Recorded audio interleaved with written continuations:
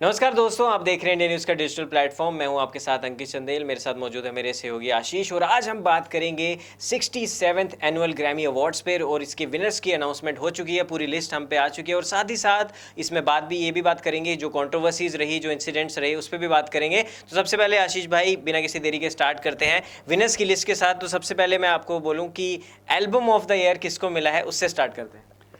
Thank you for having me here Ankit. 67th annual Grammy award से जो Los Angeles में हुए अंकित, और 2 तारीख को हुए हैं ये। एंड क्योंकि आपने जिक्र किया एल्बम ऑफ द ईयर, जो कि सबसे बड़ा अवार्ड माना जाता है ग्रैमी में, वो गया है फाइनली 15 से 20 साल के बाद बियॉन्से को।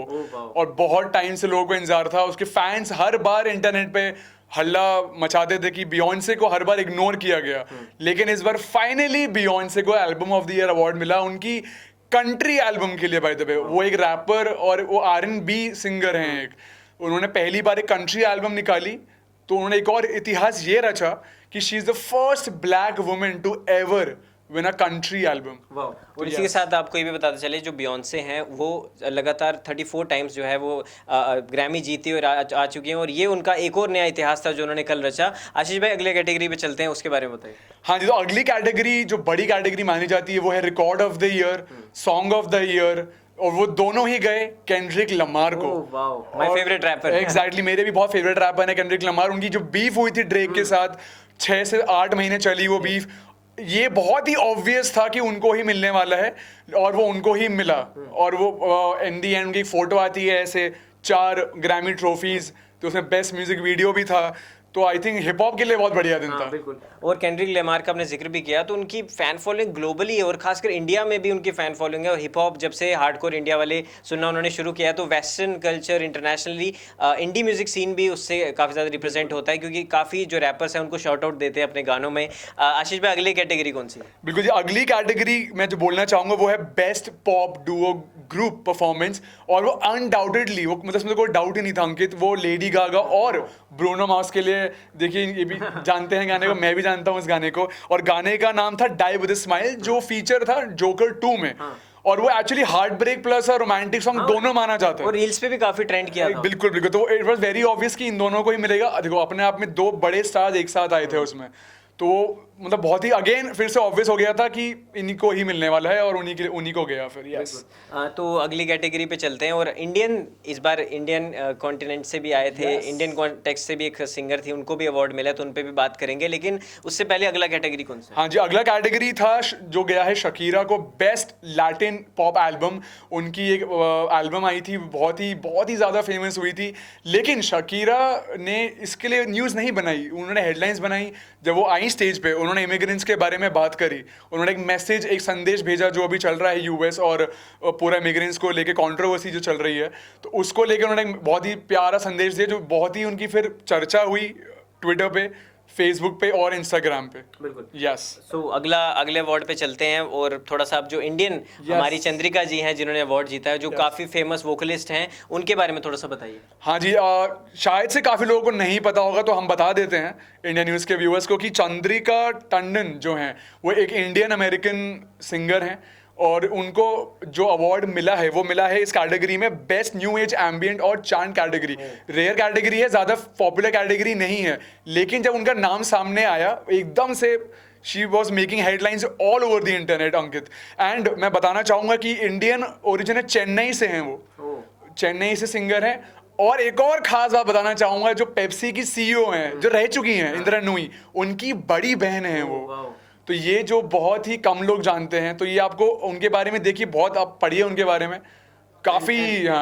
It's a great honour for India, क्योंकि इंडिया के बाहर जाके इंडिया को रिप्रेजेंट करना और अवार्ड जीतना तो बहुत ही कमाल का कैटेगरी भी थी, और काफ़ी कम लोग, जिस तरह आपने बताया, इस कैटेगरी को जानते हैं, और उसमें जीतना वो एक बड़ी बात है। तो अगली कैटेगरी में हम चलते हैं। हाँ जी, अगली कैटेगरी जो थी बेस्ट न्यू आर्टिस्ट, वो मिला चैपल रोन को। वो ऑलरेडी अगेन बहुत ही पूरे साल से धमाल मच रही थी इंस्टाग्राम पे, और थोड़ा उन्होंने LGBTQ को भी प्रमोट किया ग्रैमी अवार्ड्स में। परफॉर्मेंस भी काफ़ी सराहना मिली, वो एक पिंक कलर के बड़े से पोनी पे आई थी सवार होके ग्रैमी अवार्ड्स पे, तो उसकी भी बड़ी सराहना और की जा रही है। तो हाँ, काफ़ी यंग आर्टिस्ट हैं ये सारे, तो इनके लिए बहुत, इनके सारे जो फैंस हैं वो भी काफ़ी सारे यंग हैं, तो वहाँ उनकी बहुत चर्चा रही। यस। तो अगले अवार्ड पे बढ़ते हैं और थोड़ी व्यूअर्स को थोड़ा और बताते हैं। हाँ जी, तो बेस्ट कंट्री एल्बम जैसे कि मैं आपको बता चुका हूँ, एल्बम ऑफ द ईयर तो मिला ही बियॉन्से को, लेकिन बेस्ट कंट्री एल्बम भी बियॉन्से को गया। और बाय द वे यही बताना चाहूंगा, जब उनको एल्बम ऑफ द ईयर मिला बियॉन्से को, मतलब आई डोंट नो कि उनको पता था या नहीं पता था, but she acted very like, अरे shocking, like she was completely surprise थी कि टेलर स्विफ्ट ने अनाउंस किया था ये अवार्ड, तो वो अपने आप में और बड़ी बात है। और अगला अगर मैं अवार्ड की अगर कैटेगरी की बात करूँ, बेस्ट रैप एल्बम गया एक नई आर्टिस्ट को, इनका नाम है दोषी करके, और एल्बम का नाम है एलिगेटर बाइट्स नेवर हील। और वही तरीका था, इंस्टाग्राम पे बहुत एक्सप्लोर्ड हुई, वायरल हुई। जो आई थिंक जितने भी यंग आर्टिस्ट, जो कॉमन जो चीजें हैं सब में, they all went viral on Instagram. तो ये सब में बहुत कॉमन था। यस। तो और कोई कैटेगरी आपके पास हाईलाइटेड बची है, अब ये कंट्रोवर्सी पे चले, बताओ। हाँ जी, ये ही मेन कैटेगरीज थी, यही सबसे बड़ी कैटेगरीज थी। और ऑफ कोर्स अब कंट्रोवर्सी के बारे में बात करेंगे।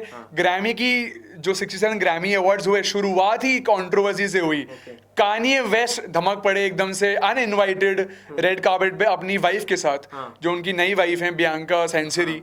उनका जो ड्रेस रिवील करने वाला वो वीडियो भी काफी वायरल। हाँ जी, हाँ जी, हाँ जी। तो वो उनका जो ड्रेस रिवील था वो काफी एकदम से ही वायरल हो गया, बिकॉज नोबडी न्यू कि Kanye was supposed to be there, because he was not invited. But ये भी आशीष भाई, ये भी बीच में क्लेम्स ऐसे आ रहे थे, रिपोर्ट्स आ रही थी कि उनको बाहर निकाल दिया गया, तो इसमें कितनी सच्चाई है? हाँ देखिए, बिल्कुल ये पहला ऐसे रिपोर्ट्स आ रही थी कि उनको, वो अनइनवाइटेड थे, वो आ गए और फिर उनको एस्कॉर्ट कर दिया गया। लेकिन बाद में ऐसा बोला जा रहा है कि वो अपने आप बस आए, पोज किया, उनकी वाइफ ने पोज किया और वो बस जल्दी चले गए। But it was a publicity stunt, क्योंकि वो इतना कोई पॉपुलर नहीं है उनकी वाइफ, और ऐसा करना इतने बड़े प्लेटफॉर्म पे, इतने रिस्पेक्टेड प्लेटफॉर्म पे, ये सब चीजें क्या आपको लगता है सही थी? हाँ, मतलब देखिए, कान्ये जो है वो you can say he is the king of controversies. और वो हमेशा ऐसा कुछ कर जाते हैं कि वो हेडलाइंस बनाते है। 2-3 साल से किम कार्दाशियन के डिवोर्स के बाद वो उनका थोड़ा डाउनफॉल चल रहा है, एडिडास से अलग हो गए, गैप से अलग हो गए, उनकी नेटवर्थ भी बहुत डाउनफॉल हो गया। तो बड़े हिट्स भी नहीं मिल रहे, बड़े हिट्स भी नहीं है। अब वो नई एल्बम पे काम कर रहे हैं, लेकिन अब कह सकते हैं कि ये थोड़ा स्पॉटलाइट में आने का एक्सक्यूज तरीका था। यस, बिल्कुल।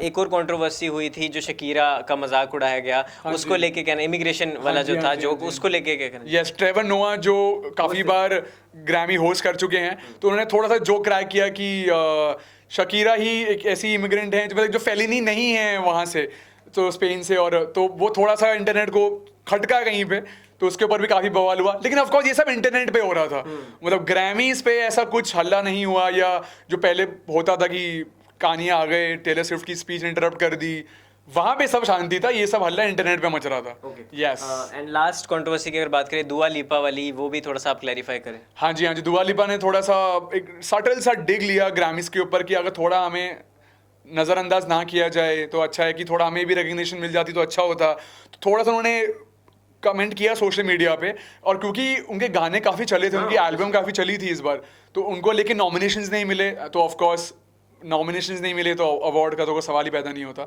एंड दूसरी जो कंट्रोवर्सी, एक और जो, उस पर मैं बात करना चाहता हूँ। और ये जिस कंट्रोवर्सी की बात करें, वो आपको बता दूं कि जाकिर हुसैन जी, जो आज हम सभी के बीच में नहीं है, लेकिन जो उनका ऑरा है, जो उनकी लेगेसी है, उसको एक बार भी मेंशन नहीं किया गया 67th एनुअल ग्रैमी अवार्ड्स में। उनका कोई मेमोरेबल वहाँ पे मूवमेंट जो है वो नहीं दिखाया गया, ट्रिब्यूट कुछ भी जो हम सोच रहे थे कि ऐसा हो सकता है, वहाँ पे मेंशन नहीं किया, जिसके बाद लोगों ने काफ़ी ज़्यादा बवाल किया, और ये मुद्दा भी काफ़ी ज़्यादा हाईलाइट हुआ। आशीष भाई, इस पे क्या कहना चाहिए? हाँ बिल्कुल, देखिए इतने बड़े आर्टिस्ट, और देखो ये इंडियन, भले वो इंडिया से थे, but he was a global artist, and he was, by the way, if you are not aware, he was a multiple Grammy award winner. 3 Grammy उनके नाम पे थे, तो उनका मेमोरियम में शामिल नहीं होना of course was very embarrassing for Indians. तो internet again flooded, they question the Grammys, troll बहुत हुआ कि यार इतने बड़े आर्टिस्ट को नहीं, कोई बाकी सारे आर्टिस्ट, काफी सारे आर्टिस्ट थे those who unfortunately passed away this year and last year, but Zakir Hussain का बिल्कुल होना बनता था वहाँ पे। चीज की वो कनेक्टेड भी थे ग्रैमी से, ऑलरेडी विनर हैं, तो विनर को अगर आप मेंशन नहीं करोगे तो गलत बात है कहीं ना कहीं। बिल्कुल, आपने सही कहा अंकित, बिल्कुल गलत बात है। और जाकिर हुसैन जैसा नाम, तो और जिनके लिए इतनी बड़ी ग्लोबल ऑडियंस, उनको अभी भी, क्योंकि बहुत हार्ट ब्रेक मोमेंट था जब पता चला कि ही डाइड, तो वो मेरे हिसाब से बिल्कुल आई थिंक बनता था। मतलब ग्रैमी को ये नजरअंदाज करना इज अ बिग मिस्टेक। बिल्कुल। तो ये सारी चीज़ें थी, कुछ हाइलाइट्स थी जो ग्रैमी की हमने आपको बता दी, और आप सभी को लिस्ट भी अब पता चल गई है और विनर्स के नाम भी पता चल चुके हैं। तो ये कुछ खास चीज़ें थी जो हमने आपको बताई। आई होप आपको काफ़ी सारी जानकारी जो है इस वीडियो से मिली होगी, और आपका बेस्ट कैटेगरी कौन सा था और आपके कौन से फेवरेट आर्टिस्ट ने जो है अवार्ड वो जीता, और आपको क्या लगता है कि किसको मिलना चाहिए था, वो भी बता दीजिए। और इस वीडियो में दोस्तों इतना ही, मिलते हैं आपके साथ अगली वीडियो में, तब तक के लिए हमें दीजिए इजाज़त। धन्यवाद।